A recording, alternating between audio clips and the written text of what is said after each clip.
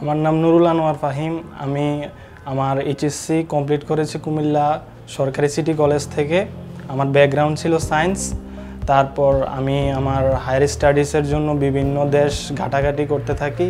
তারপর ইটালি সম্পর্কে জানতে পারি। ইটালির বিভিন্ন ফেসিলিটিস, তাদের স্টুডেন্ট স্কলারশিপ, সব অপরচুনিটির কথা বিবেচনা করে আমি ইটালি চুজ করি।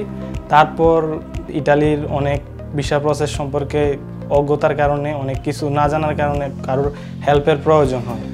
তখন আমি ইউটিউবে ঘাটাঘাটি করি। তখন আমি সানরাইজ এক্সোটিক কনসালটেন্সির সন্ধান পাই।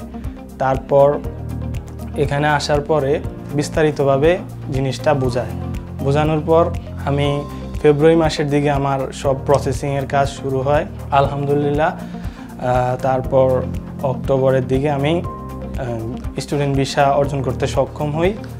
আর আমার ইউনিভার্সিটি হচ্ছে university of Campanian, bachelor in data science. আশা করি আমি এই সাবজেক্টে গ্র্যাজুয়েশন কমপ্লিট করে হায়ার স্টাডিজের জন্য অন্য একটা দেশে মুভ করতে পারবো, অথবা এখানে ভালো জবের ফেসিলিটিস আছে। এখানে সব কিছু মিলিয়ে আমি এই কনসালটেন্সির শরণাপন্ন হয়ে যেই সুযোগ সুবিধা অথবা যেই সার্ভিসগুলো পেয়েছি আমি এটাতে সন্তুষ্ট। আমার যেহেতু এই সাবজেক্টটা আমার চুজ করার পিছনে একটা কারণ আছে। একটাই কারণ হচ্ছে যে আইটি সেক্টর, যেহেতু এখন আইটি সেক্টরের একটা ডিমান্ড পুরো পৃথিবী জুড়ে।